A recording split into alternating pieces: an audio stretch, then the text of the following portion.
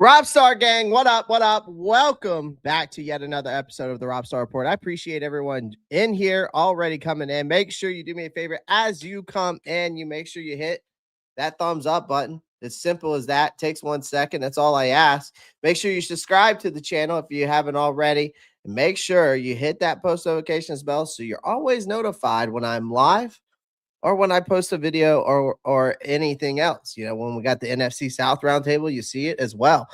We already got some people in the chat. I already see Marcos Cash, Tyrone, Underground West. What is going on, guys?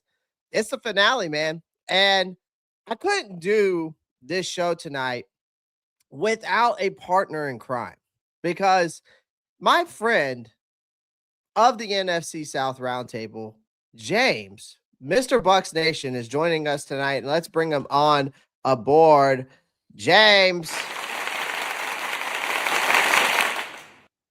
appreciate you. What's going on, James? How you doing tonight?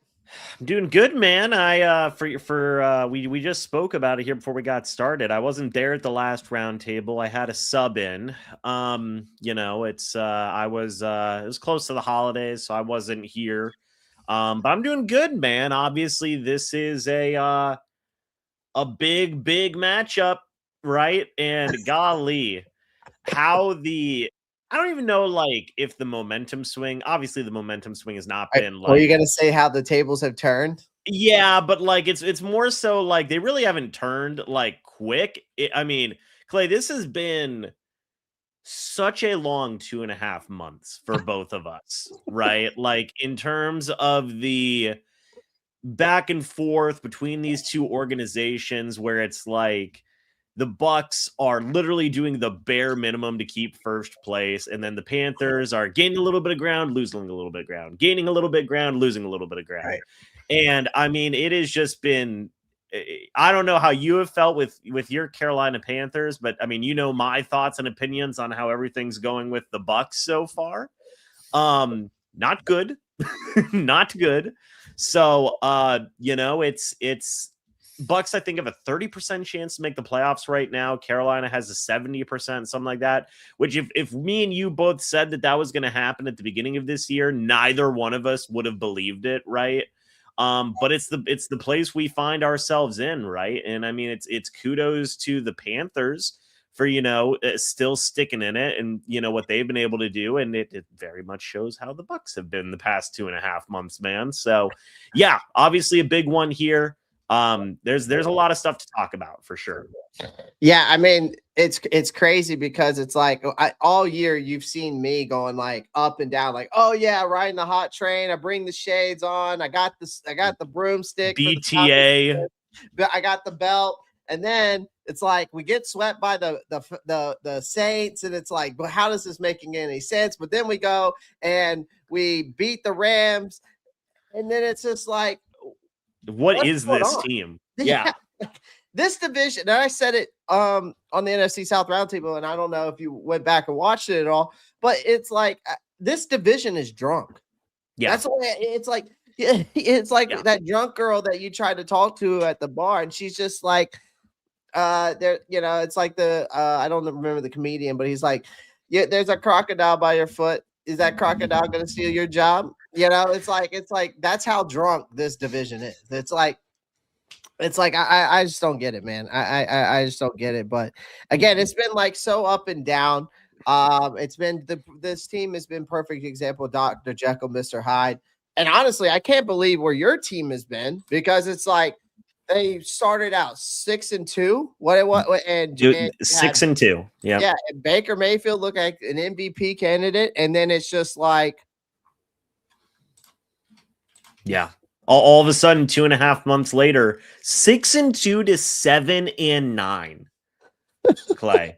I mean, that's insane. I mean, and me and you've talked about it, like, and we can dive deeper into it later in the stream. And me and you are kind of, we're more, our colleagues over in the round table disagree with this, but like me and you are both on the opinion of like, hey, dude, Todd Bowles, what's going on here, man? And it's like, and everybody's like disagreeing with me because he's won one playoff game without Tom Brady, and he's made it one time. Yeah, he's 1-3 in the playoffs. It's like, what do we do? And I get you won the division, but you're 1-3 in the playoffs. Like, again, here's the thing. For us, it's like, okay, we make the playoffs, right? If we get bumped in the first round, it's a progress year. It's not like we've won the division the past 4 or 5 years like you guys have. See, that's the different perspective, right? And I think that's where people get kind of like, misconstrued, because it's like, you guys have won the division, but you go in the playoffs, and see, that's where it kind of gets a little tricky, with everything. So, and I'm glad you said that, because that's going to be one of my questions tonight. But let's go ahead and dive into it, and we'll get into the injury report, because I do have a quick question.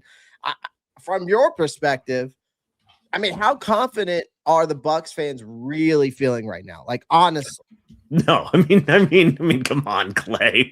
I mean, brother,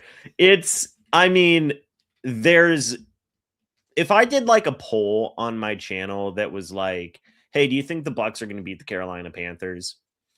Maybe like 30% would say yes. Let's say like 1,000 people did the poll, or 100, 30% would say yes. Right. Like, just because this team feels so defeated right now. Yeah. Like, I mean, nobody would be surprised or shocked if the Panthers beat the Bucs. And quite frankly, they shouldn't. I mean, you lose to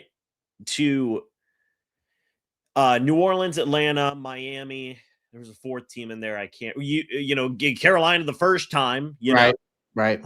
Like, it's like, how can you expect the majority or even half of this fan base for the Bucs right now to have any confidence in what's going on in this team right now, when they have just not shown anything to make you be like, oh, they could win this game? Mm-hmm. Like, there isn't any proof. It's like, what do you have? You have them barely beating the Arizona Cardinals 20-17, and then I think they'd beaten the Saints at some point in there as well, and it's just like, man, like, yeah. So the confidence levels are low in the Bucs fan base right now, to say the absolute least. Yeah. I mean, I think from a Panther standpoint, there's a lot of people right now very confident, like, that we've got this in the bag, because, I mean, cold-heartedly, we definitely have a better percentage due to the fact of the Falcons and the Saints game, because yeah, that'll be interesting. That's a huge part of it. And then you've got to think about that over there, because it's like, you got the Chris Olave issue now. He's got the blood clot in his lung. He's not playing tomorrow. They've also got like some, their issues over there at the Saints. But then also it's like, over with the Falcons, it's like they've been on a hot streak. They've won 4 straight, 5 straight now, Something 6, like that, yeah. something like crazy like that. Yeah. So it's crazy to think about where this is come from. And I said it on the NFC South roundtable. Nobody predicted us to be here. You know what I mean? No. This nobody predicted us to even be in this situation. The last time we were in this situation, we fired Matt Rule, and we had our defensive coordinator as our interim head coach. Mm-hmm. So it's like, yeah, hit that thumbs up button. My computer loves to do that sometimes. But again, we're also in that position, though, where I say this, James, is like, this is not, there's no cushion here, though. This is not, oh, well, we'll fix it next week. Right? Because number one, we're heading into your territory. We win, we're in the playoffs, we lose. Then we still make it? Depends on the Falcons beating, of course, the Saints. So the reality makes everything that we're going to be talking about tonight, every injury, roster move, every snap count, really is just going to matter at this point. And but yeah, first off, guys, make sure you pound the like button, hit the subscribe button. Also, make sure I pin James' channel at the top of this chat. Make sure you go over there, like and subscribe. All right. And then we'll, but other than that, James, I'm going to pull up the injury report real quick. Let me get it up real quick. Let's see here. Where did it go? I had it pulled up and then it went bye-bye. I don't know what happened to it. All right, let me do this instead. I thought I had it up. Let me go here. Let me go over to here and over to here. There we go. All right. Let me share this real quick with everyone. All right, James. So this is what we're looking at right now. Let's see here. So for us, the injury report's looking like this. Robert Hunt, of course, is coming back. They've opened up his 21-day window, which would be huge to get him back. They opened up his 21-day window. He was limited all last week. Then he's been full participant past 2 days, like Tuesday, Wednesday, Thursday was limited. He hasn't played since the first 2 weeks of the season. So, full participant Tuesday. Like I said, full participant Wednesday and then limited. So the bad news is he's still not ready to go for us. But we'll still have Austin Corbett in there. David Moore is out. He tore his elbow back in week 4 against the Patriots, but he is not good to go either. So he'll be out. Quick question. What has your experience been with David Moore? Because obviously he was with the Bucs, and I remember just being like, all right. And then like when he got like a pretty legitimate role with the Panthers, I was like, that's a weird option to be like, like, hey, this guy is going to be around, you know what I mean? Yeah. Honestly, James, he hasn't been that bad. Really? Yeah. Like, and the reason why I say that is because he's been more, I know this sounds crazy. He's been more reliable than Xavier Legette. I mean, well, based on the year, with the round table and getting your opinions on it, it seems like that's not hard to do. It seems like Legette's like barely rosterable. Yeah. Well, that's the thing. He right now, I'll say this: he hasn't been very. Excel has just been more a liability than he has been reliable. Let's just say that. But more solid. That's interesting because when he was with the Bucs, I was like, all right, like like he was like our it felt like it's just you know what I mean. Like you hear David Moore, you're like, oh, he's still in the league, cool. Like he's probably like a 7th receiver type guy or something like that. I mean, I think it's cool. I thought he was chill in Tampa. I'm happy to hear he's got like a role in Carolina. He here's the thing. He had like if David Moore could play today, XL snap count will go down even lower because they've already started. It seems like they've already started like reducing his workload, basically getting ready to ship him out. Probably, and I wouldn't be surprised if Carolina tries to bring in a veteran wide receiver this offseason, which would be a smart move because I think with the wide receiver group you do have, with Jalen Coker really being that true number 2 guy, kind of taking that slot rollover with the Thielen trade, and then XL is really supposed to be that wide receiver too. I think that they're going to be looking at trying to get they're going to try to get somebody like a Jacoby Myers. I think that's something like, I'm not saying that's who they'll go after because he just signed obviously a contract with Jacksonville, but he's similar type of guy. Similar type, exactly. Yeah. So a similar type of guy is the way I look at it that they'll try to go after, I think, this offseason. But David Moore, I'll be honest with you, him and Bryce have pretty good chemistry. Him and Bryce have actually pretty good chemistry. And honestly, I would rather see him on the field, to be honest with you, than I would right now than Xavier Legette, to be honest. Sweet. I mean, it's cool for David Moore, man. That's also, Legette was a 2nd round pick, right? No, he was 31st, 32nd overall. That's rough. Yeah. I mean, and we traded up to go get him too. We traded up with Buffalo to go get him.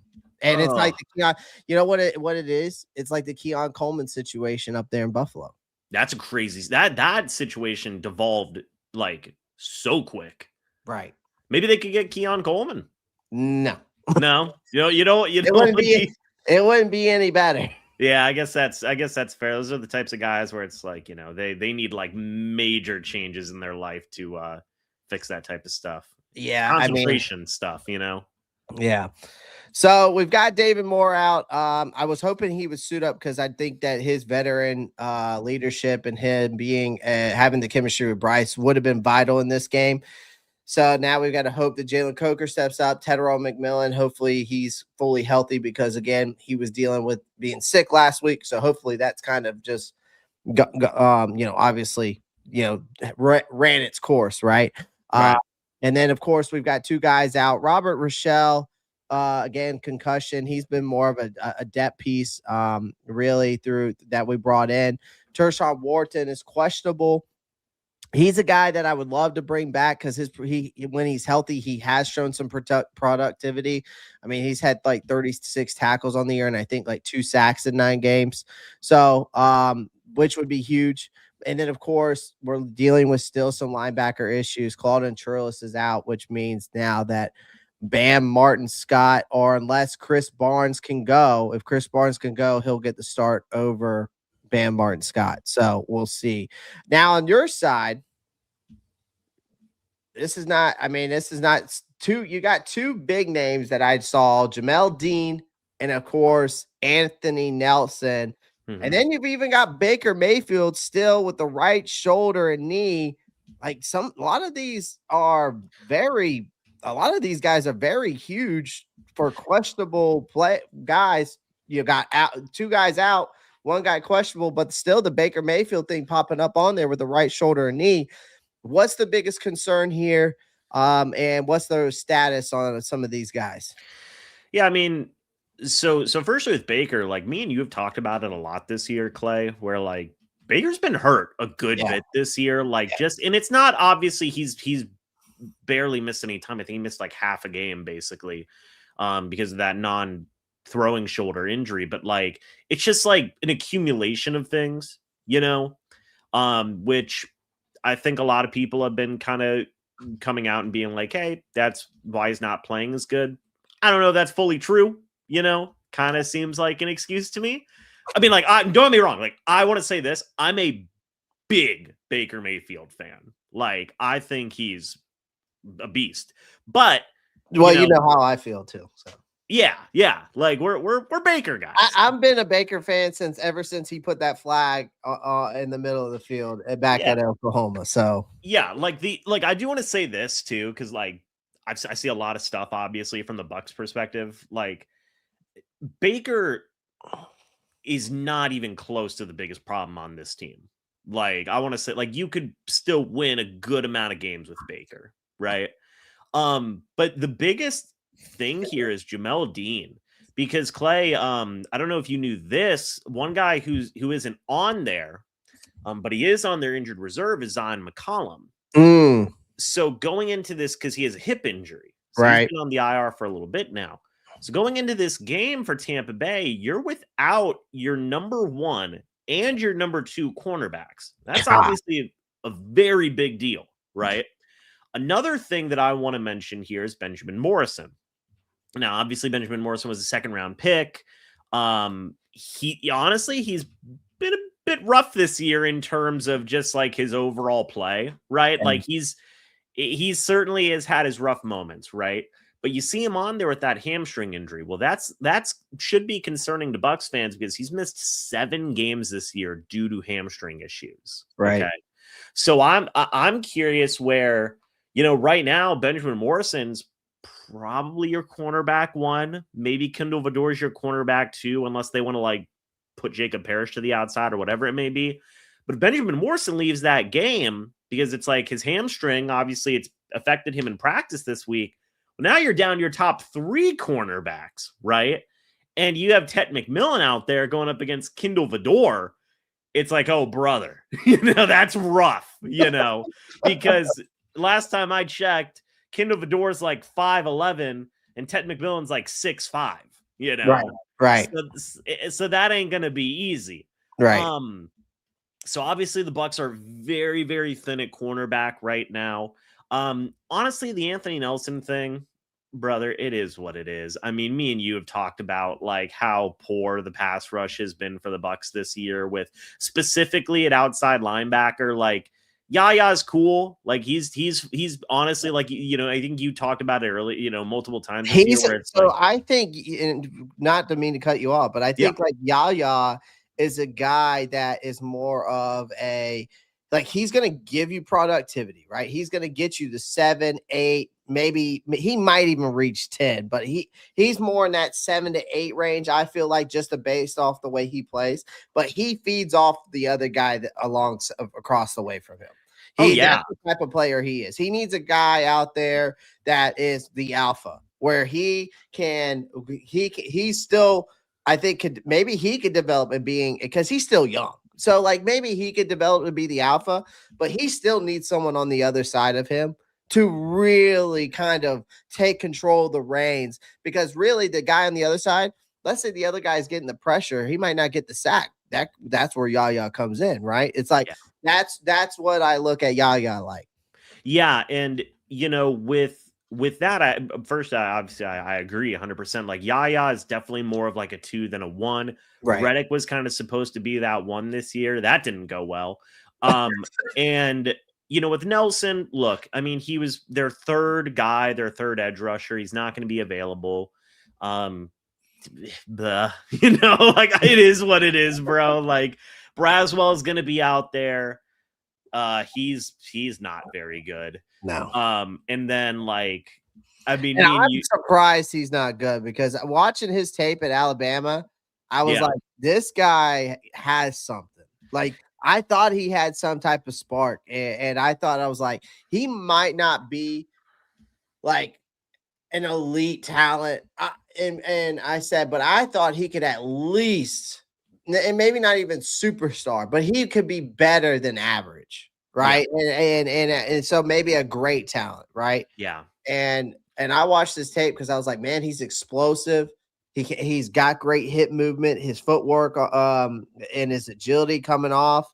I'm like, man, this guy could be something. And I'm surprised how bad he's been. I mean, obviously, like different circumstances, but like he's almost like the Xavier Legette of the Bucs defense. Like, I mean, he's unrosterable.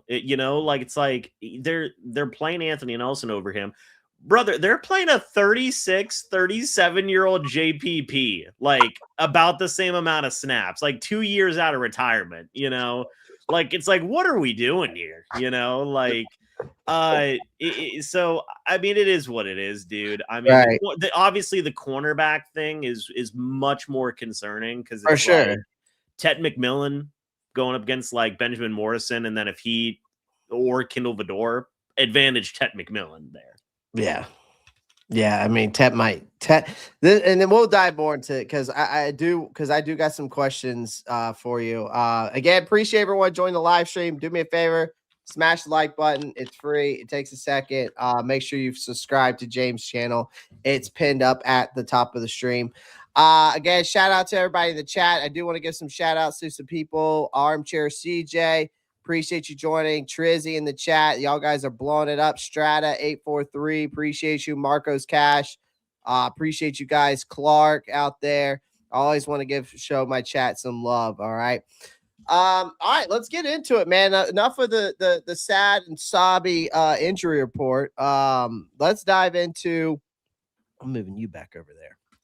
Let's get into this offense. All right, this Bucs offense, because I want to know. Because we saw in the first matchup, James, like, again, we saw them lean more on the heavy run game. All right. My question to you is, why? My question to you is, do you expect Tampa to lean on that heavy run this time again? Or is this going to be a Baker game where they're going to lean on his arm? And it's hard for me to think, and maybe I'm already answering my question because of what we just saw in the injury report. But I mean, you have to ask, because even Todd Bowles came out and said that the quarterback, he even called out Baker Mayfield in that press conference. It was like, the quarterback play has to be better. Yeah. Firstly, that just shows you where we're at. But two, like, I don't know if you saw like on the broadcast when you were watching the game the first time these two teams went head to head, but like they asked Todd Bowles, they were like, hey, like, do you feel good about running the ball this much? And he was basically like, yeah, I do, because we're controlling time of possession and the score will reflect that. Was not the case. No. But like, I mean, Clay, you know this. You have Mike Evans, Chris Godwin, Emeka Egbuka, Jalen McMillan. Those are your top 4 receivers. That's stupidly good, right? Like, that's insane. And they ran the ball, like, I think it was 37 times against Carolina in that game. And don't get me wrong, like Bucky Irving, Sean Tucker, Rashad White, like, it's a fine running back room. Like, it's solid, right? But like, maybe put a little bit more faith in your quarterback. Right. And I remember after the game, Todd Bowles came out and was like, because somebody asked him, like, hey, was it like, like, was it in your plan, like, to get to 35 runs or whatever it was? And Todd Bowles was like, we didn't get to it by I'm paraphrasing, but he's like, we didn't get to it by like mandate. We wanted to. We ran 37 and 41 times against them last year to success. I was like, first off, red flag, because last year is not this year, dude. Like, what are we talking about here? Right. That's not good. So yeah, like, it wouldn't surprise me, man. Like, it wouldn't surprise me. Like, if Todd Bowles is that adamant to be like, no, this is successful, like, and this is the way to beat Carolina, which obviously he like quadrupled down on that, like, during the last meeting, then yeah, like, it wouldn't surprise me if they came out and were like, yeah, let's just run it 30 times again. Right. We would have basically won the game last time if Baker wouldn't have thrown the pick, like, and they can like cope with that, I guess. But like, personally, I wouldn't do it. Like, and it's not even because like it's like Carolina has a like, it's not nothing against Carolina, because like they have a decent secondary. I mean, JC Horn is that's who it is, right? JC Horn. Yeah. Yeah. JC Horn's a beast. Yeah, like, and I mean, you got to think about it too. Like, people don't quietly who's having a great season is Mike Jack. Like, he looked really good in that first matchup, right? And he has the most PBUs on the year out of any corner, and he's got 4 picks on the year. So he's quietly having a good year too. Yeah. So like, it's not because like Carolina's secondary is bad, but it's more so like, okay, if we're talking about playing to your strengths as an offense, like, it obviously the strength is more so in your wide receiver room versus your running back room, right? So like, if it was me, I'd be like, hey, maybe put some more trust in your quarterback and your really good wide receiver room versus like your good running back room. But we'll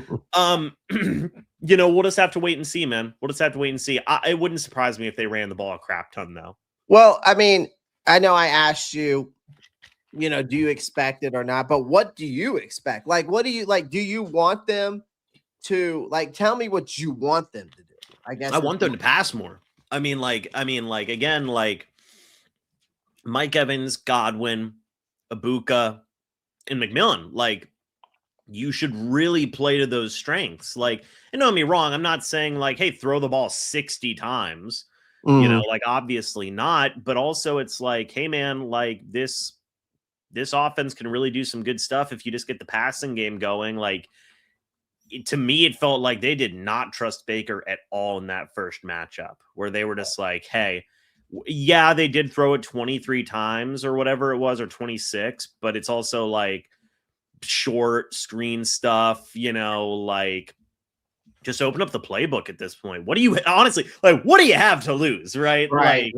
Like, I think that's for both teams, really. I mean, yeah, like, to be honest with you. Yeah, like, just go for it. And like, I do see what Brian is saying here in the chat, where he's like, Baker's hurt. Like, I do get that, but if you're playing, you're playing. Right. Like, well, I don't think y'all have a choice. Yeah, I mean, like one of those situations, like, even if he's hurt, he's gonna have to play through, with the injury. And I think another thing too is like, for us, and I'm gonna get into a couple things here real quick, is like what we did last time. We just simply did enough. Like it wasn't like crazy, like which that's basically been our formula all season, is just doing enough. Where it's like Bryce Young was quiet, but then he was clutch, right? He threw 2 key touchdown passes in that last game. Rico Dad on Chuba Hubbard kept the offense on schedule, right? And the run game forced Tampa to respect our play action.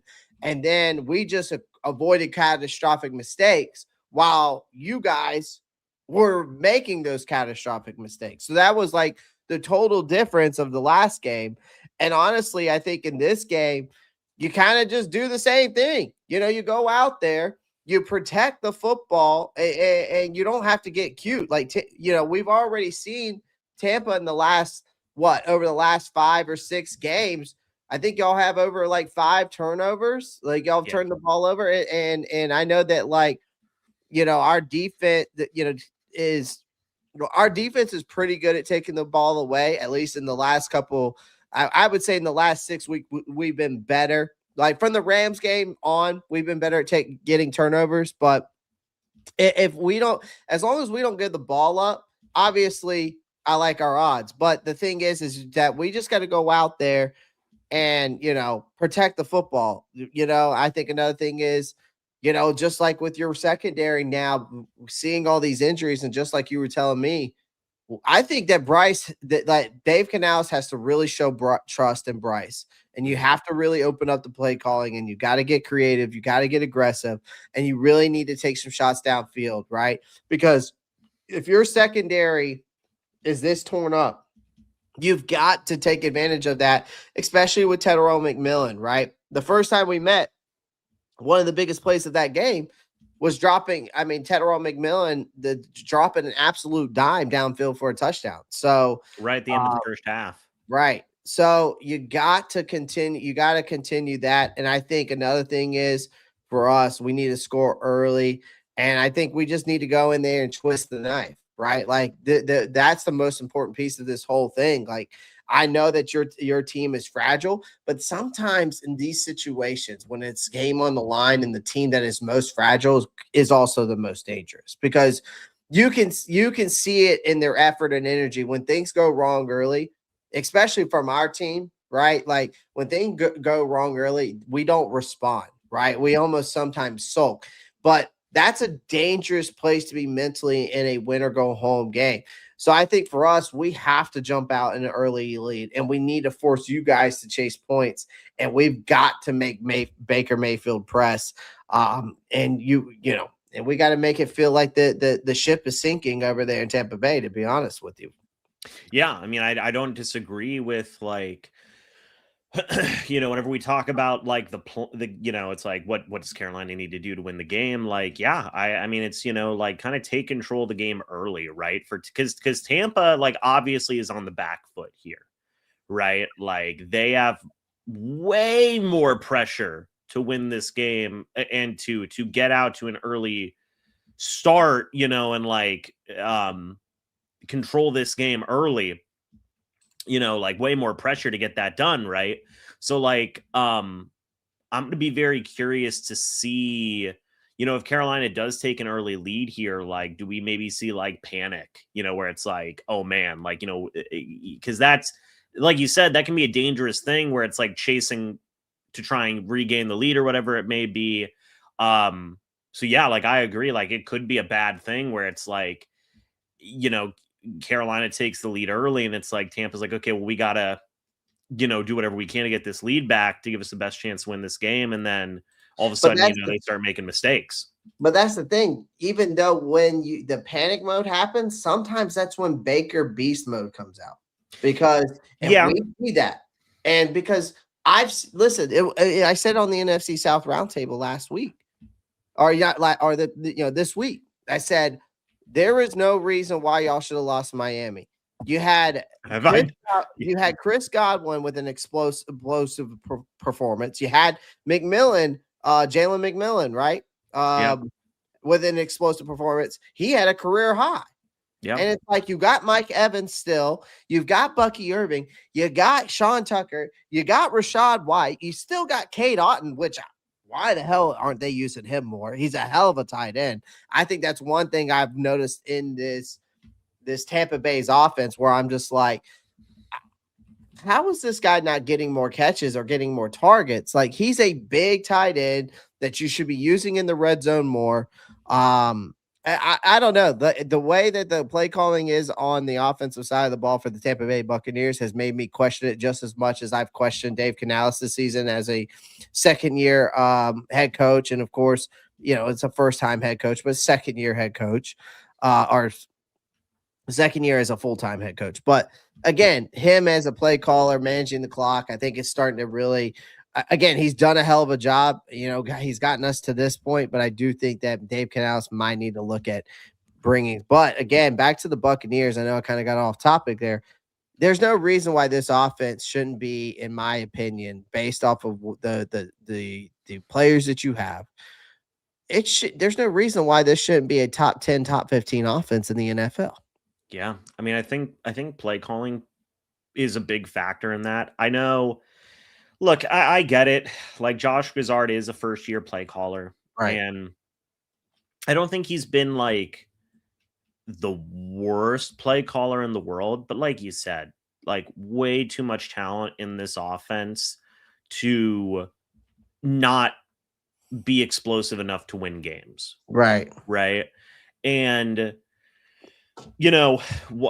one thing, like, again, a lot of Bucs fans are done with Todd Bowles. A lot of Bucs fans are done with Josh Grizzard. And Clay, me and you have talked about it a few times this year, where it's like, you had Dave Canales, and that was good. You had Liam Cohen, that was great, right? But eventually, you're not gonna nail an OC hire, right? Oh, I have a good thing to say after you finish. Oh yeah, no, go ahead. You can't keep running into geniuses. Right. You can't keep running into geniuses, because that's the key. Think about it this way. Ben Johnson in the Bears. Boom. Huge hire, right? Think about when Washington brought in for Dan Quinn, they brought in the offensive coordinator. What's his name? Kingsbury. Cliff Kingsbury. Look what happened with when Jaden Daniels got there, right? Perfect example there. You look at what happened to the Lions when Ben Johnson left. Look at where Liam Cohen is doing down in Jacksonville now. Look at what's happening in Houston, how CJ Stroud is still that. Yeah, they had a rough start, but look how they're coming along now with that offense, right? The offense is starting to match the defense. And so you got to look at that. Look at another perfect example is what's going on in who was another I would even say, like, what's his name in Indianapolis with Daniel Jones before Daniel Jones got hurt. Yeah, Steichen. Like, you sooner or later, these head coaches have to stop letting these geniuses go. Well, and obviously that's the issue with having a defensive-minded head coach in Bowles, right? Where it's like, you've brought it up, where it's eventually you're not going to nail the OC hire. And like, even if Grizzard is like, he's okay, I don't think he's as good as Canales was. I don't think he's certainly obviously not close to what Cohen was. But like, you see the issues, right? Where it's like, if you do end up getting an offensive coordinator that isn't good, how quickly it can affect this entire team. Right. And how you even have as much talent as you have, where it's like you have 4 incredibly good wide receivers. You have 3 very good running backs. You have an offensive line that I understand they're missing both their starting guards, but like former first-round pick at center, former second-round pick at right tackle who's making a ton of money, Hall of Fame caliber left tackle. Mm-hmm. And it's like you said, a tight end who, should be able to really be a big help. And it's like, you still can't figure it out,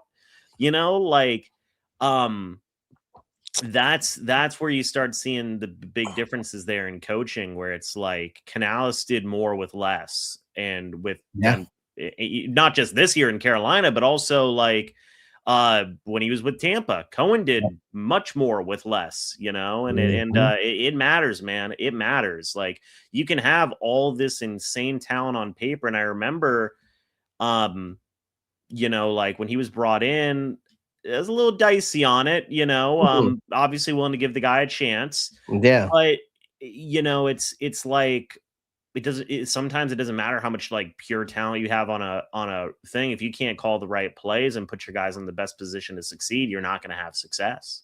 Yeah, and I've been saying the same thing. It's like with the play calling here, it's like if you can't, if you the reason why we've seen Bryce Young struggle, I think a lot of the time is even because even Dave Canales came out and said, he goes, even in his winning speech, I think it was against, I can't remember whose winning speech it was, but he was like, yeah, that was a good win, even though I about messed it up a couple times. Like, he's come out and even admitted that there's times with his playing calling that he's like, yeah, I've messed up, right? And so, and he's hung a couple of the losses on his shoulders too, and that's where, you know, we've had these conversations, you know, and you know, a lot of people in Panther Nation, I'll say this, Panther Nation through YouTube and X, something that you may not know.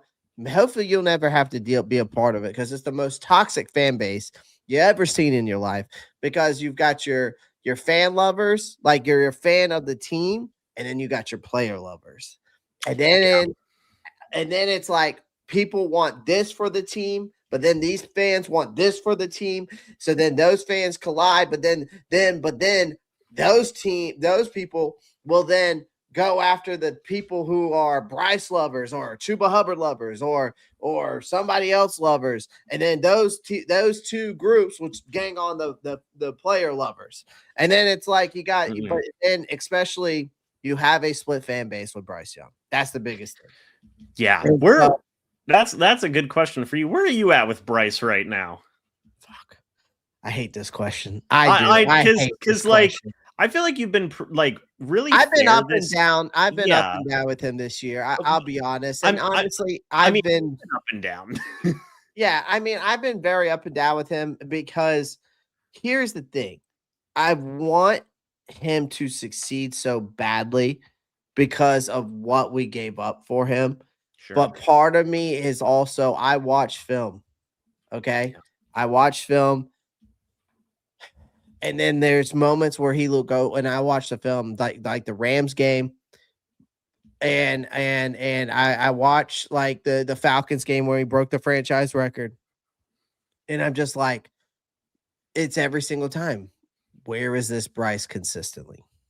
Right. And that's the answer is Bryce is too inconsistent. We can continue to blame the play calling, but sooner or later, and there is times where you need to blame the play calling, because I've watched film and Dave Canales' situation awareness. Sometimes I think he overcompensates for himself, or he second guesses himself. Or there's times where he needs to be aggressive when he's conservative. And then there's times where he's conservative when he needs to be aggressive. Mm-hmm. And so, but that does affect Bryce. But then it'll also, it's just like this Seahawks game, man. There was nothing that this offense could do. There's just nothing. Mike McDonald might be the best defensive-minded coach in the NFL, because that Seahawks defense is elite. Yeah. And it's crazy to think about that the Bucs beat them in Seattle, and that defense, how elite it is, how you guys beat them. And then it's so weird, man. Like, I don't get it. Like, it's like y'all, we got spanked by them, but we beat the Rams, but y'all lose to the Rams. I don't know, man. It's just like, huh? I said got crushed by the Rams. Right. So again, I think the problem the issue, but so to answer your question, I don't know where I'm at with Bryce, because I want him to be successful, but I'm almost to the point where I'm just like, you know what? It is what it is, man.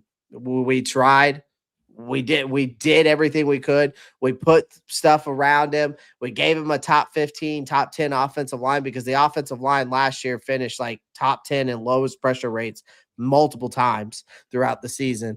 And then this season, they even with the ups and downs with the injuries on the offensive line, they've been giving him time to throw. Now, this last game against the Seahawks, people want to say, like, from the film, it looks like he's getting a lot of pressure, but from the next gen stats, he had 2 milliseconds more than Sam Darnold did to throw the ball.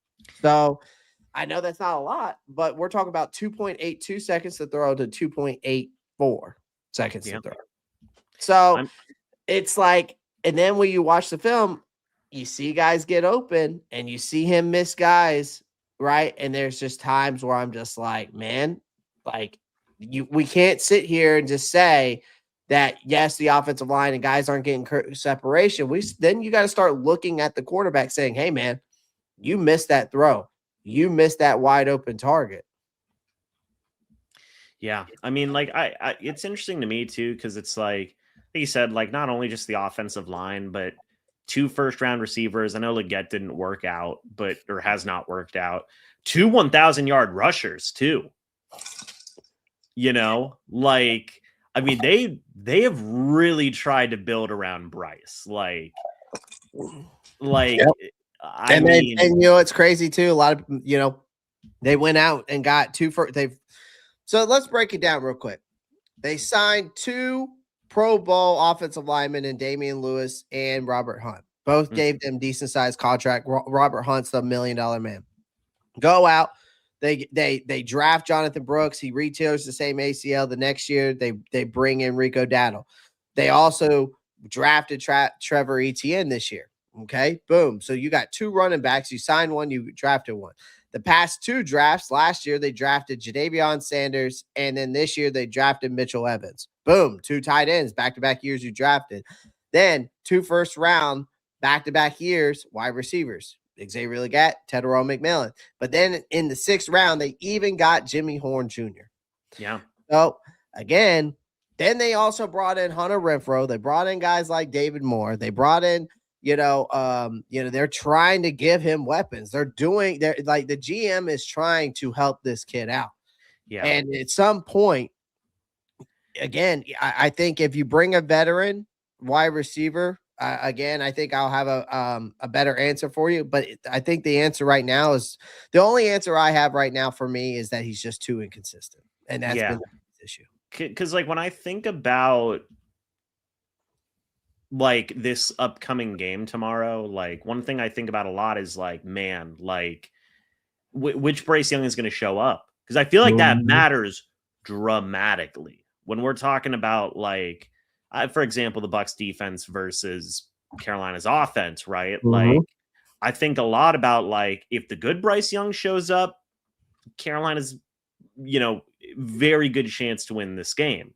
If the bad Bryce Young shows up where it's like this dude looks unplayable, it's like like that's just it affects the team so greatly over there in Carolina, right? Where it's like, man, if you had I'm just kind of looking right now. I wouldn't even go as like maybe not like a Kirk Cousins, but like if you had like a better quarterback, let's say like a top 18 quarterback right there, like consistently top 18, right? Top 15. I've already got a guy in mind that I would bring in. Like I've got a couple of guys I would bring in competition for Bryce. Yeah, like I'm so like if you have like a top 15 to 18 guy, like who that's what he is like on an average day, Carolina's looking pretty good, Yeah.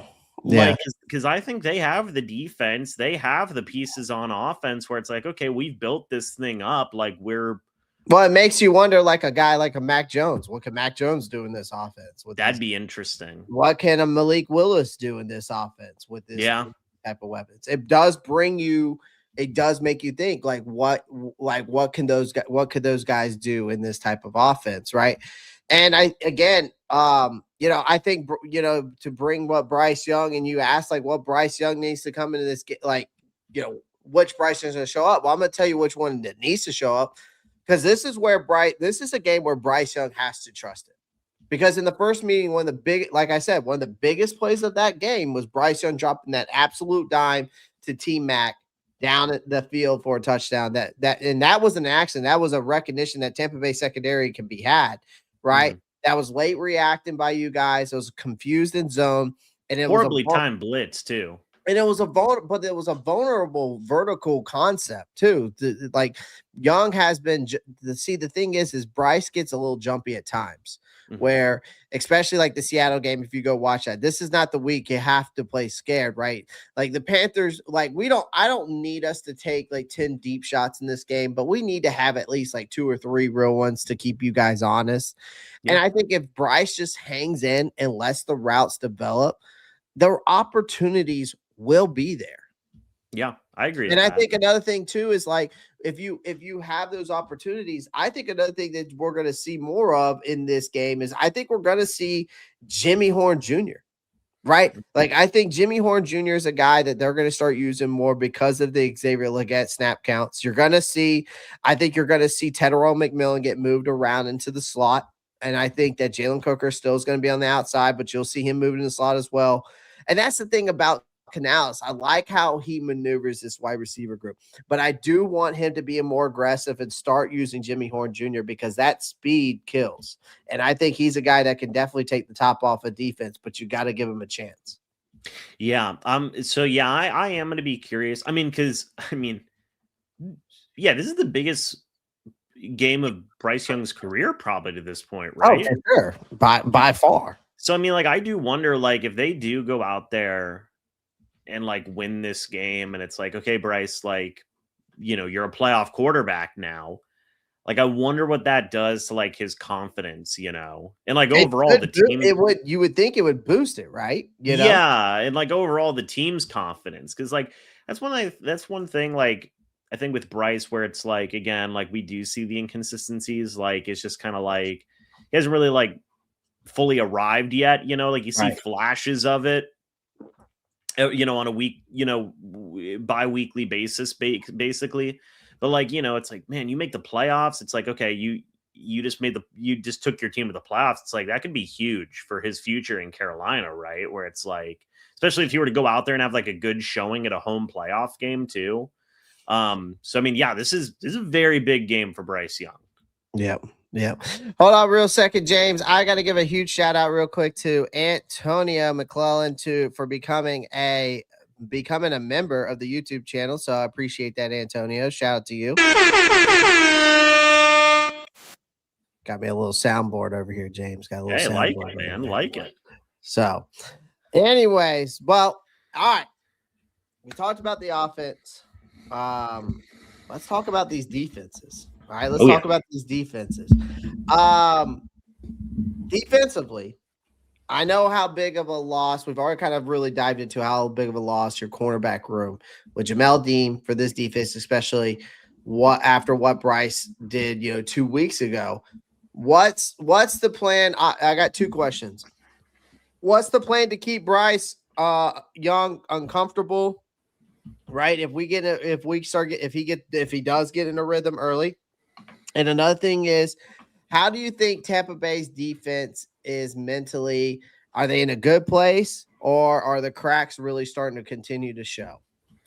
So the first question with how to make them uncomfortable is like, you just got to hope the pass rush gets home. And like, I know Carolina's had some good, they've had good offensive line play. They've had some good moments, Kalijah Kancey's coming back this week, which is going to be interesting. That was going to be one of my questions. I wasn't sure if he was for sure coming back yet. Yeah, so I think it's pretty much for sure he's back. And he's been activated. They just activated him to the active roster, and they released a player to make room for him. So, him, Vita Vea, like, should help, right?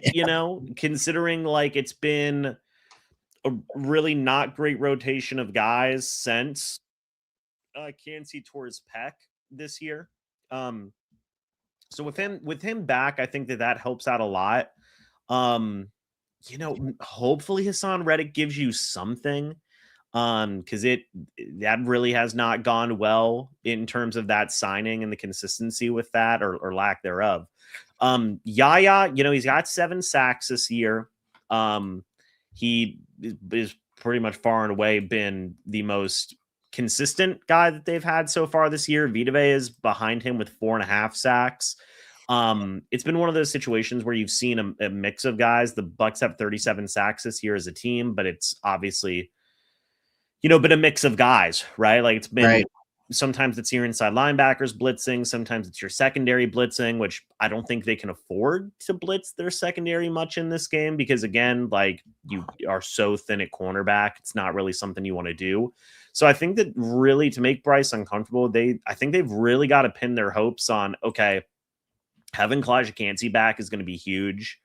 And then him, Vita, Yaya, are in hope, Hassan Reddick are going to be kind of leading that pass rush, right? With maybe some blitzing from Travassier Dennis, Levante David stuff in there as well. Like that's kind of the hope as to what makes him uncomfortable. Because again, like with the secondary being so banged up, Clay, like if that pass rush doesn't get home, it might be a long day. Yeah. Where it's like, okay, like guys are going to be able to get open easier because these cornerbacks, the backup cornerbacks aren't going to be able to hold up as well. And then a second, answer your second question with the confidence level of the defense. It can't be great. I mean, given how some of these past few games have gone where, they've had chances to win. I mean, the Atlanta game, forget about it. I mean, that would crush any defense's confidence, I mean, with I think it was like a 4th and 28 or whatever, or 4th and 20 something. And then it goes down to like a 3rd and 28. Then it drops down to a 4th and 13. Your defense lets them convert. Atlanta goes down, kicks the game-winning field goal. I mean, that really was a big thing where it's like, man, that might have just been the thing that just completely destroyed any morale this defense had. I mean, it's understandable, right? Right. And since then, like, you played Quinn Ewers. He didn't make any mistakes. You play Bryce Young. He didn't make any mistakes. And it's like, I feel like a lot of these offensive minds that the Bucs have been going up against in like Canales, McDaniel, and stuff like that, where it's like, it's very clear that the strategy is just like, hey man, take our shots whenever they're there. As long as we're not turning over the ball, like we can pretty much get this defense, Right. And I think that's kind of the vibe of the whole locker room right now, where it's just like, you're not going to have good vibes whenever you're 2 and, well, let's see, they're 2 and 7 the past 3 months, basically, or 2.5 months, you're not going to, be having a great time, No. So, or actually it's worse there because they were 6 and 2. They dropped to 7 and 9. Right. So you're 1 and 7 the past Jesus. weeks. I mean, yeah, to say that it's a locker room that is, fractured and like down is, I remember I actually just saw a report today that came out from a local reporter who said, the vibe in the locker room right now is like they feel like they're done. And if that's the case, that's bad. Yeah. I mean, well, here's the thing. You asked me a tough question about Bryce Young. I got to ask you a tough question. And I think we kind of talked about it, but we didn't like really like. You didn't really give me like a really good answer that I was looking for. So I'm gonna kind of dig it for a little bit. Are you done with Todd Bowles? Oh my gosh, Clay, yes. Okay. I mean, my gosh. Okay. I mean, like I knew we were gonna talk about it later. Dude, Clay, I don't know if you follow me on Twitter. I do follow you. I haven't seen your post though. I might have to turn on your notifications. Clay, the past month, I have been like going in on like the quote unquote arguments to keep Todd Bowles, right? I mean, me and you talked about it last week at the round table where I mean, bro, you can't go from 6 and 2 to 8 and 9 at best, 7 and 10 if they lose tomorrow, and keep your job. Like, you can't do it. 2 losing seasons in 4 years, which is important to note, right? And you know, I thought you were gonna ask me about Baker. I think Baker should still be around. I Sure. really don't like. You know, he's probably should be your quarterback for the next like few years. You Yeah. know? But with Todd, it's like, you know, man, like this, it feels like they've lost the plot. I mean, they just look completely cooked out there. And I've seen, and I'd be curious to get your thoughts and opinions, obviously, from like a Carolina Panthers creator. I'll tell you how I really feel about Todd Bowles. Because for me, like, okay, obviously the collapse is what it is, right? And it's horrible. Okay. And I see the conversations, the reasons to keep him, and I just don't agree with really a lot of them, if any of them. You know, because right now the arguments to keep Bowles is, hey, 3 straight division titles before this year. That's got to count for something, right? But me and you both know very well that the NFC South is a wasteland of a division the past 4 years, this year included, right? So, you know, does it really like hold that much weight when you are objectively winning the worst division like if you look, Clay, at the standings the past 4 seasons, this year included, the past 3 years, I should say, not including this year, the Bucs minus 1 year where they were tied with the Rams, are the worst division winners. I mean, you won the division with an 8-9 record. I mean, 8-9. That's rough, you know. Right. Like that is just rough. So I mean, and it's every year where it's like, you know, bare minimum to win the division. And it finally, you know, that was because they had Canales and Cohen, right? And then the bottom of the boat fell out basically, where it's like, okay, they didn't nail the OC hire. Now we're seeing what happens, right? Right. The defense has been regressing under Bowles. So like, I don't hold as much stock. I really don't think people should hold as much stock into the whole like, hey, 3 division winner, you know, 3-time division winner, because it's like, yeah, but like, what has that amounted to? A 1-3 playoff record, you know, where you're barely winning the worst division in the NFL right now. So like, and it makes sense, like, you know, for Carolina, like you said, like if they go 9-8, win the division, it's like, hey, that's a good year, you know, right? Because they're making the playoffs for the first time in a good chunk of time, right? So it's like, okay, you can build off of this. But for the Bucs, it's like, man, you just got off of the Brady era. And, you know, it's like, okay, the first year coming out of the Brady era, go 9-8, make the playoffs, win the division. Cool. Build off of that. Yeah, you go 10-7, you get bounced in round 1. And then this year, it's like, okay, you've regressed even more. And it's just like, okay, you know, and then the second thing I see people say, which I saw Trizzy say, where if they get rid of Bowles, who are they going to look at to be the next head coach? We don't know yet, right? But that's another thing. I can already name 3 guys. Well, I'd love to hear it because that's another thing where people say I would look at Bobby Slowick out of Houston, offensive minded, very good. Look what he's done with CJ Stroud. You could go get you could definitely go get like a guy like who is the Ravens OC? My goodness. Monken. You go get Monken. You could even go get the OC in Seattle. Yeah. You know, what's his name? Everybody keeps talking about him. Another offensive Clint Kubiak. You could go Kubiak. You could go and get Cliff Kingsbury, and he put Cliff Kingsbury back with Baker Mayfield. Yeah, I mean, my God, the thing is, do you want my long version on Todd Bowles, or do you want my short version?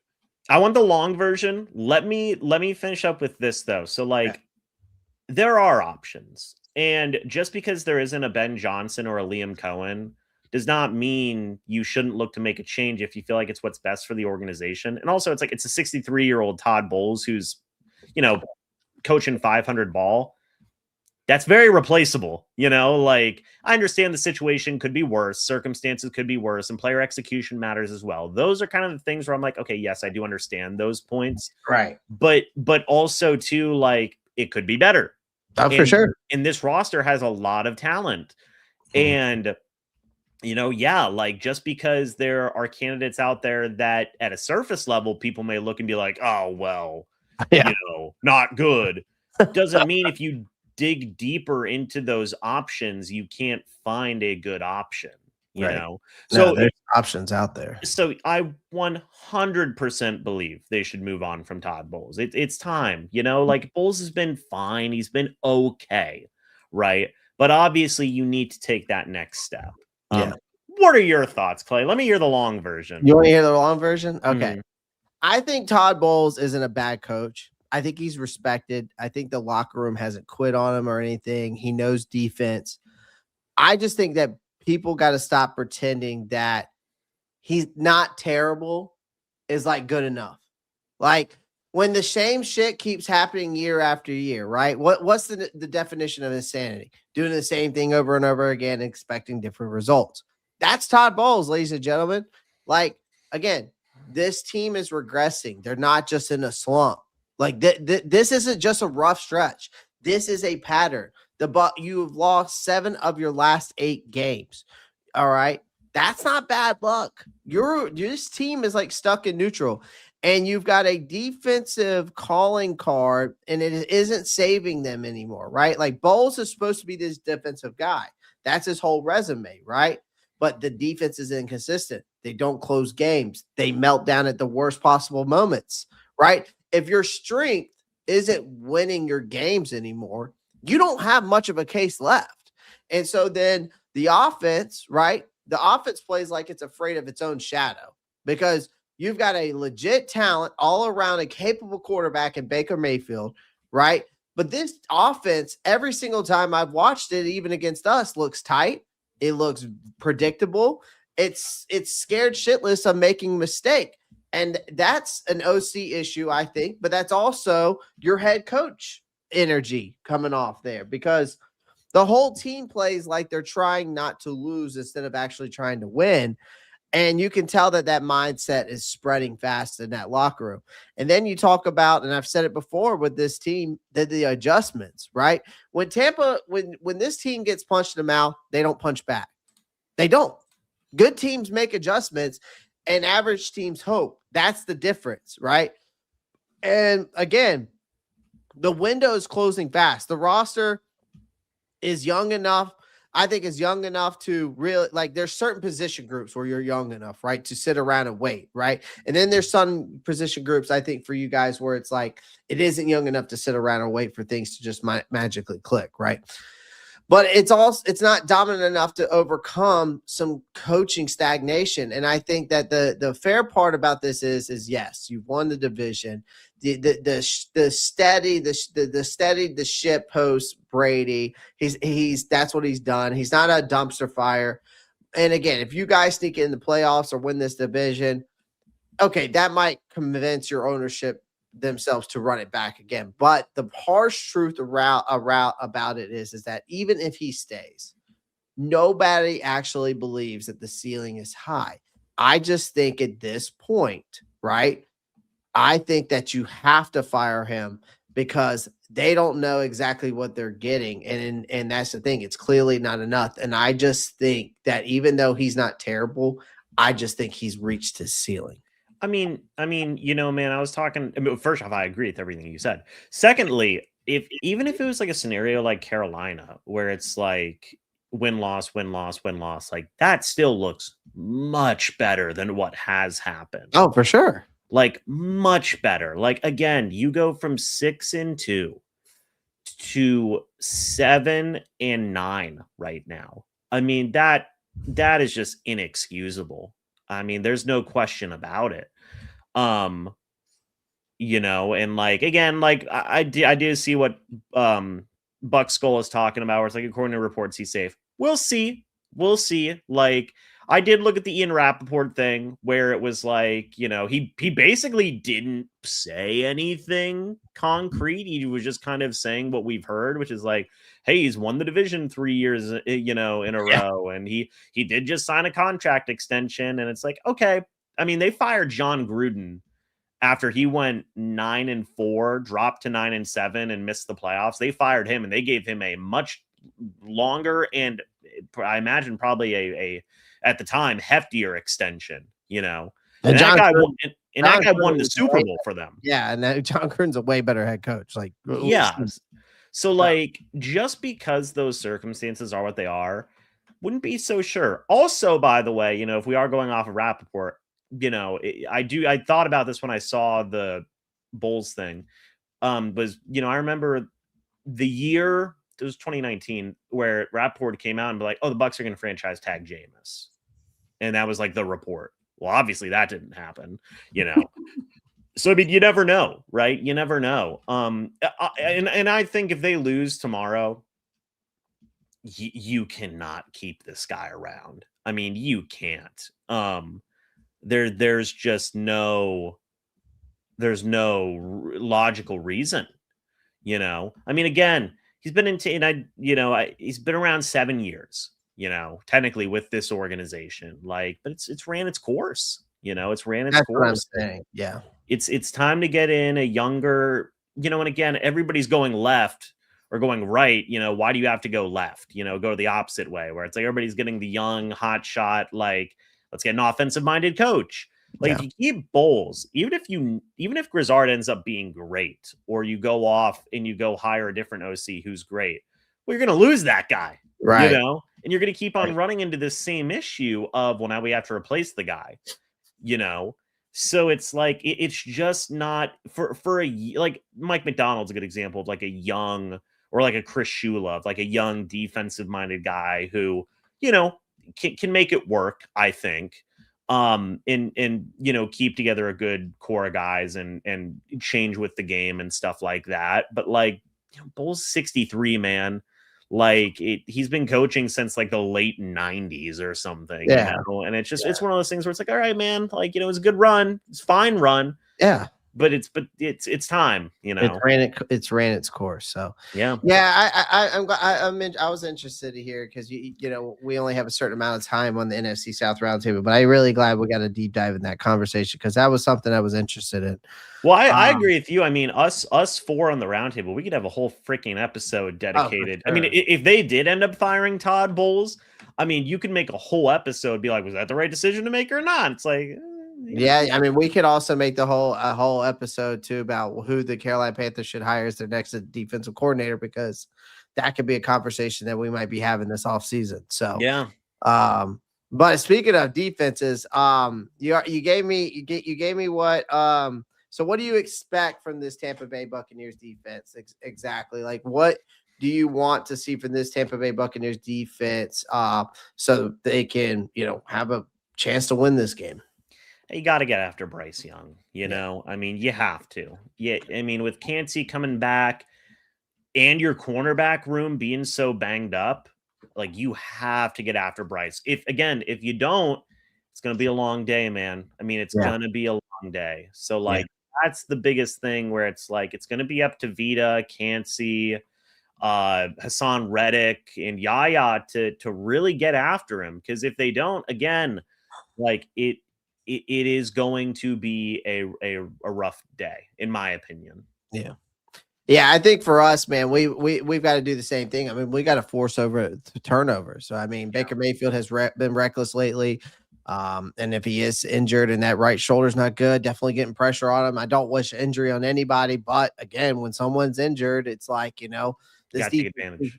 Yeah, I mean, if your defense has to be like a lion, and it sees its prey, and you got to eat. So, you know, he's thrown at least one interception in the last 6 of his last 7 starts. So, when things go sideways, man, he has this habit of pressing instead of settling down. Now, that could be forced due to the fact that you got your 2 offensive guards out, the pressure's coming in, and he's also injured, right?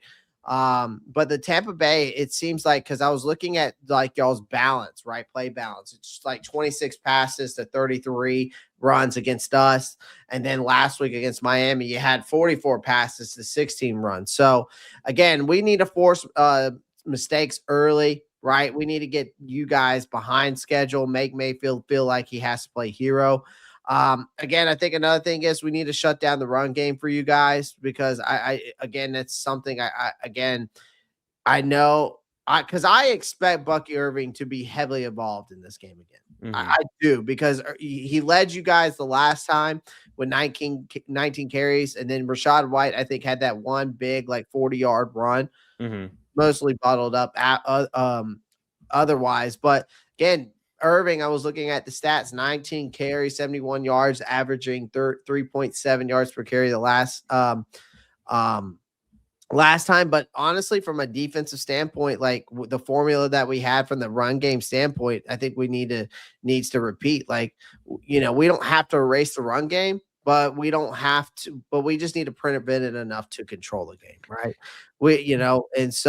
And then of course I expect Horn and Jackson, JC Horn and Mike Jack to do their thing. I mean, they've been one of the more reliable cornerback tandems in football this year.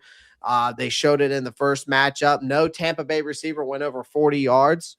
And Mike Evans has been personally a nightmare for us for years, but we held him to 5 catches, 31 yards, and a touchdown. But, we got to control those explosive plays. And that's what we did last time, right? Controlled the explosive plays. They were basically non-existent. But again, when you got a Mike Evans, Chris Godwin, and Mecca Buka, Jalen McMillan, again, if that group gets rolling, it's going to be a long day for this for this defense. But because if you one busted coverage or one lazy reps, then that could swing everything. Because I know Baker will take advantage of that real quick. Yeah, I mean, I agree 100%, man. It's funny when I was thinking about the matchup of the Bucs versus Carolina here. One guy I thought about, which I think he's solid, man. I was sitting there, I was like, dude, this freaking guy's everywhere. Rosenboom. Oh yeah, dude, he's a stud. I wish that we could just get Luke Kuechly and put an earpiece in his ear. Yeah, and it'd just be like, Kuechly, help this guy out. This guy out. Because I mean, I think he's got some talent though. He had a really good game against Tampa, I thought, where it was man, he was really going out there and making some plays. I know their second linebacker's banged up, Golden, right? So ours. Yes, yeah. Oh, Tre'von Wallace is out for the year because he had to have who was the other starter. Okay, so the third linebacker.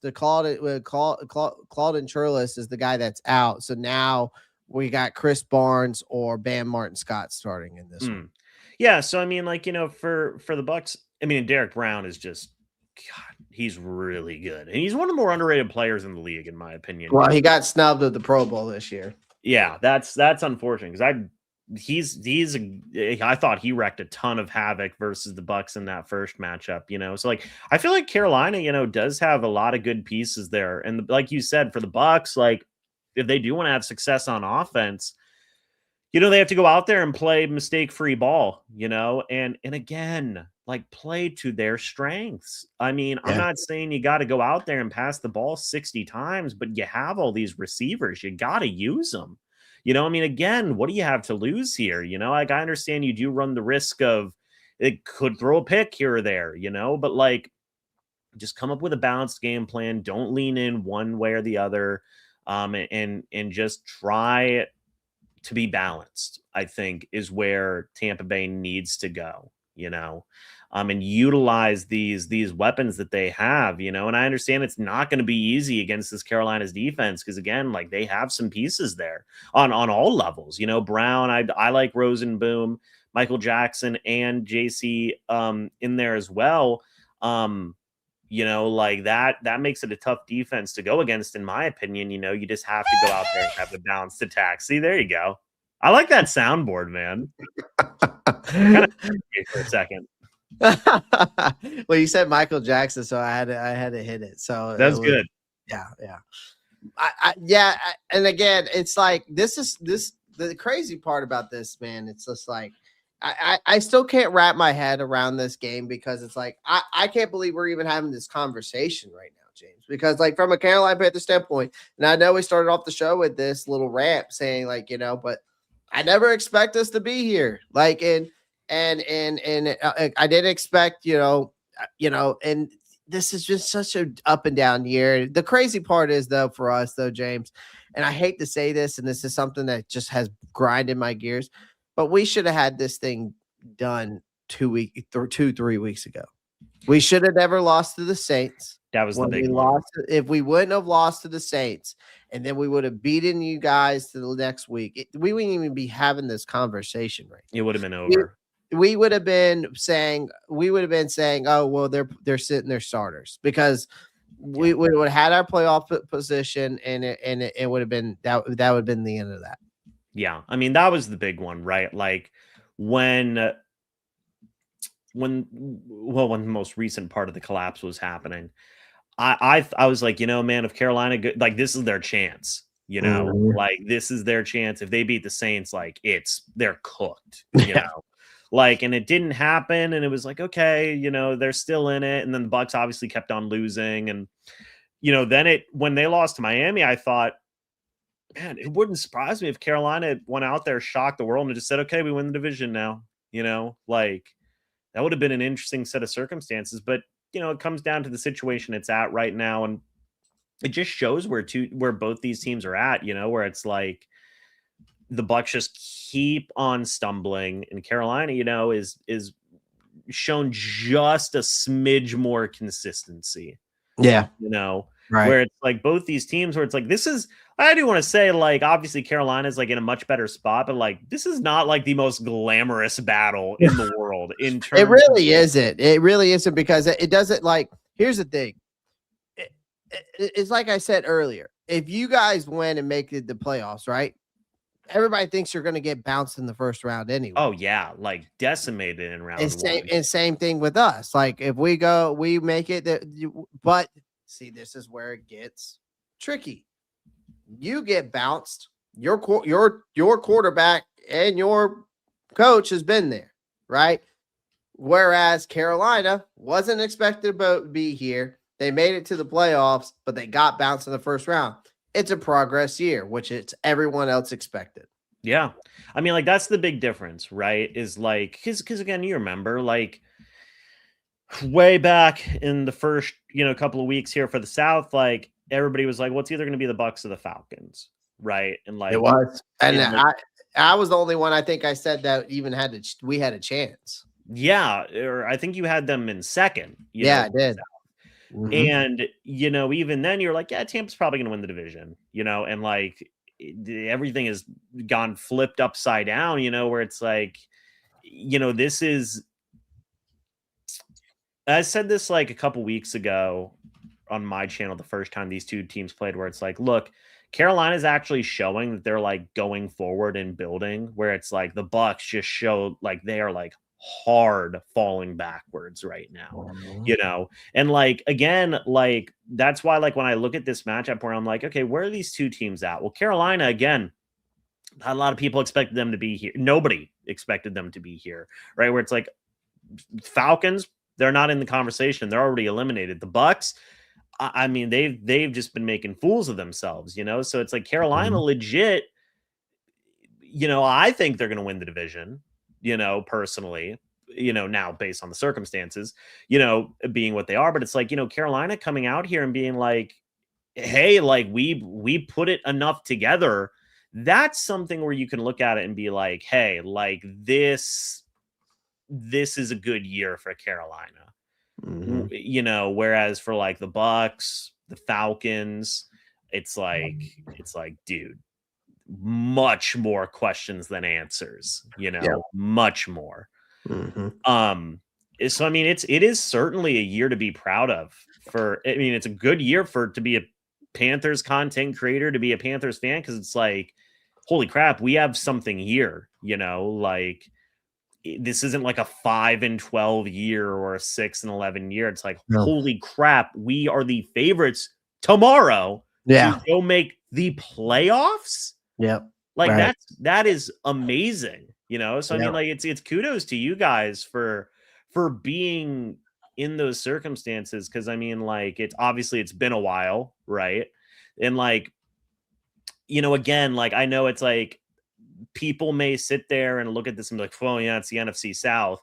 If the Bucs won the division, the way that it could potentially go, where it's like, hey, the Bucs win tomorrow, and then Sunday, well, New Orleans won. Okay, Bucs win at an 8-9 record. Yeah, I'd 100% be thinking that, you know. And if the Bucs got bounced in round one, I'd be like, hey, still fire Todd Bowles, because good Lord, man. Right. But for Carolina, it's different, man, where it's like if they go in and they win it, even at like 8-9, you know, or 9-8, like this is still a year where it's like, okay, we can build off of this, you know, and now we can change our expectations, because we just went from like, hey, maybe we're going to be in the conversation, to, okay, we're officially a playoff team. Right. And that changes expectations dramatically. Absolutely. You know, where you go into an off season thinking, oh, can you still hear me, Clay? There you go. Yeah, I'm fine. You know, where you go into an off season thinking, okay, let's just build around and then see what we have next year, to, okay, like we need to like ensure we're making the playoffs, and let's try and make a push, you know. Right. And it just changes how you have an off season dramatically, you know. So so again, tomorrow's a really big deal, not just for who wins the South or whatever, right? But when we talk about like going into the off season of like, what are these two teams going to do? In terms of like, obviously the Bucs future and even Carolina's future, where it's like, hey, we made the playoffs. Is Bryce Young really going to be the guy where it's like, you know, we win the division in 2025, and then the next year it's like, yeah, we trust Bryce to do it again? Or are they going to be like, let's go get a Mac Jones, you know, let's go maybe swing a big trade, and go get another piece where it's like, okay, we're really going to go for this thing. And then for the Bucs, it's like, okay, we didn't win the division. Do we fire Todd Bowles? Because we have the talent on this roster, you know, on defense, you know, they're like a good pass rusher away and maybe another piece here or there. It's like, okay, do we make a big change here and say, okay, we're really going to try and get over this mediocrity we've found ourselves in. Right. And go get a guy, you know, go get a coach that can, you know, get us over that, you know. So like, this is a big game, man. This is a big game just for the future of where these two franchises in their immediate trajectory might go, you know. Yeah. So I think it's going to be a blast. Yeah, absolutely. All right. Give me your honest score prediction. You know, give me your honest score prediction and why.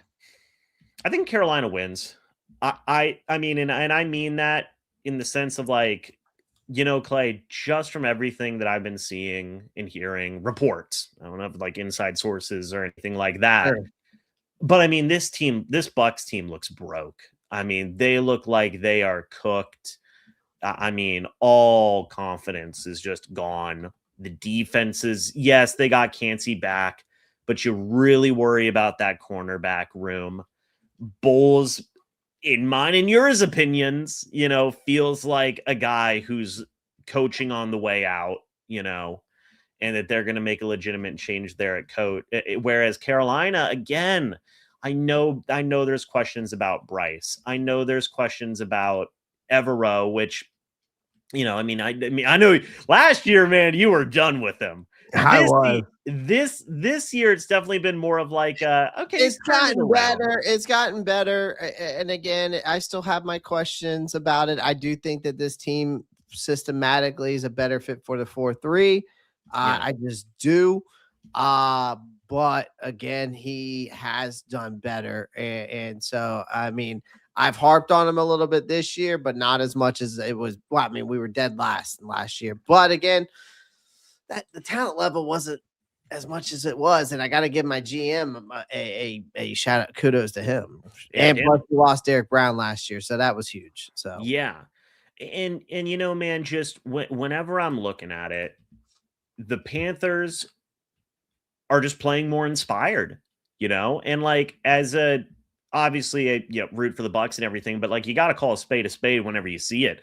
And this Bucs team just looks listless, dude. I mean, you go 2-7 after starting off 6-2. I mean, what should you expect? It's not like you can sit there and be like, well, they're just going to magically win the division. It's like, nah, man, like there's no proof for that, you know. Whereas Carolina, it's like, yeah, I know they're win-loss. whole heck of a lot better than where Tampa's been, you know? Oh, yeah. So I got Carolina winning this game. I do think it's going to be a, drag out brawl where it's Sure. I think the players are going to, all players on both sides are going to give it their all because the Bucs are saying, hey, we still want to have a chance to win this thing. They probably like Todd Bowles and Grizzard. They don't want to see those guys fired. Whereas Carolina's like, we want to make the freaking playoffs, please. Yeah. Like, yes, please. Thank you very much. And I just think that Carolina, they've got more momentum. I think they're playing more inspired. And I think they're going to win. And I'll say it's going to be a low scoring game. I'm going to say 24-20. I think it's very similar to last game. I'm going to say 24-20. That was close to mine. That's close to mine. I think that this is not going to be a very pretty game. And I don't think it's going to be very comfortable either for either fan base. I think that especially for Carolina Panthers fans, I think we're going to absolutely hate every second of the fourth quarter. I think that's what this game's going to come down to. I think we find a way to win. I think and I was going to say 23-20, actually. Same score as the last game. Yeah. I think it's going to be basically the same score. Yeah, the same score as last game. I do. The reason why I say that is because I think Bryce just makes one more clutch throw late because we've seen that's one thing that Bryce is. We have to give the kid credit where credit's due. He's the youngest kid to have 12 game winning drives. So you got that the clutch gene is there, right? But I think our defense because what I saw against Seattle, because they got after Sam Darnold, they sacked him 3 times. They were getting pressure all over him. And they should have had 3 turnovers in that game, two interceptions that they missed. But I think this defense is going to force some critical mistakes. And I think we walk out of Tampa with the NFC South, and they're going to earn it the hard way because that's the only way that this franchise ever seems to do anything. So, it's pulling teeth, man. It's the same. I mean, that's how it's been for this division for a while, right? Like, bold prediction, by the way, is that Bulls is gone on Monday. Yeah, that's my bold prediction. Would you agree with that? If he loses this game, I could agree with that. Yeah, I could agree with that. Because there's also been like a theory out there where it's like, hey, Bulls is gonna retire. Yeah. Type deal where it's like, mutually, it's like, Bulls retires. Okay. Yeah. I mean, I've got 2 bold predictions. I think in this game, I think Bryce Young outduels Baker Mayfield. Okay. And I think Jalen Coker, I know that we say that Tyrell McMillan, I think Jalen Coker is going to be an X factor in this game. That wouldn't surprise me. I mean, he's going to be an X factor in this game. I really do. I really do. And I think the thing is this game's going to go to the wire. Because again, the difference this time is that Bryce is trending. Technically, he's trending up than Baker Mayfield is, where Baker's trending down. Tampa's defense is thinner, and we already know how to beat Tampa. So, again, I just think that in this game, though, it's gonna come down to the wire. It's gonna I think we're gonna hate every second of that fourth quarter. Oh yeah. And Bryce is going to make one clutch throw late, and that defense is going to force a critical mistake, and then we'll walk out of that. Do you remember what the roundtable guys picked? I think TJ picked Tampa. I think Bro Talk took the Panthers. Okay. And I think your guy Evan. Yeah, he took the Bucs, even though he was like, I have no reason to pick them, but I'm going to take them. It's fair. Yeah, because obviously if the Bucs win, I'd be curious to see. Obviously, I'll have to go back and watch the episode, but obviously if they pick the Bucs to win, it's like, okay, well then who do you pick to win the Atlanta Carolina or the Atlanta New Orleans game? Because that matters then. Well, I picked Atlanta, of course. And I think, and another thing is like, I think TJ picked the Saints to win. I think Evan picked the Falcons to win. I think, of course, Bro Talk took his team too. So yeah, I think because even if the Bucs win, remember, for everybody watching this, even if the Bucs win, Atlanta wins, Carolina wins the division. Doesn't matter. Yeah, like that's it. So like that's wild to think about. Let me answer this question to Mr. Clean so I can educate him real quick. Sure. The reason why I think he's going to be X factor is because Tampa's not going to let Tedero McMillan beat them all game. They're going to probably double him a couple times. I expect Bowles to throw some bracket coverages, some doubles. They're going to roll some coverages, and that's fine. But that's going to open the door for Jalen Coker, who has clearly became the wide receiver too. Okay. And because we already know Xavier Leggette's trending in the wrong direction. Coker keeps winning one-on-ones. He's continued to build chemistry with Bryce Young. And I think if Tampa is going to commit their extra resources to McMillan, because they're going to have to, because Coker is going to see more favorable matchups, and that's where he thrives. And it's because Coker is such a physical and reliable, and he doesn't panic when the big moment gets big. And, if they want chunk plays, Coker's probably where they come from. And I think also that's also going to help a Jimmy Horn Jr. as well. So again, it's self-explanatory. Well, I mean, when you have a beat up secondary and your best wide receiver is going to be going up your third best corner, what you're going to see them double up on McMillan, which is going to absolutely open up the coverages for Jalen Coker and guys and I think Jimmy Horn Jr. could possibly eat in this game as long as Canales uses him the way that I expect him to. Yeah, there you have it.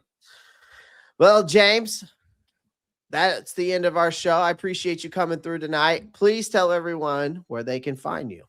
Yeah, man, I'm everywhere on Mr. Bucs Nation, YouTube, Twitter, everything. So we've it's 11 years, Clay, 11 years on YouTube. So that's a good chunk of time there. So very happy to be here. Obviously talk with you, collaborate for another year. Obviously we do a lot of stuff with the NFC South Roundtable as well. So make sure you guys go tune in and subscribe to that as well. Also, I'm on the Bleacher Report app over there after games. I'm going to be there during the off season as well. So got a lot of different stuff going on. Obviously, watch the games every Bucs game as well. Same as what Clay does over here for the Carolina Panthers. So yeah, man, really happy to be here and excited for tomorrow. It should be a fun time. Absolutely. Absolutely. And again, a round of applause for Mr. James and Mr. Bucs Nation. Let's there we go. All right, guys. Well, appreciate you guys joining the live stream. Again, make sure you go follow, like, subscribe, Mr. Bucs Nation, or James, as we call him over at the NFC South Roundtable. Make sure you go over there to his channel again and like and subscribe. Again, I'm your host, as always, at the Rob Star Report, Clay Rob. And again, I appreciate everyone joining the live stream. And as always, y'all know what to do. I'm out of here. Peace. Keep pounding.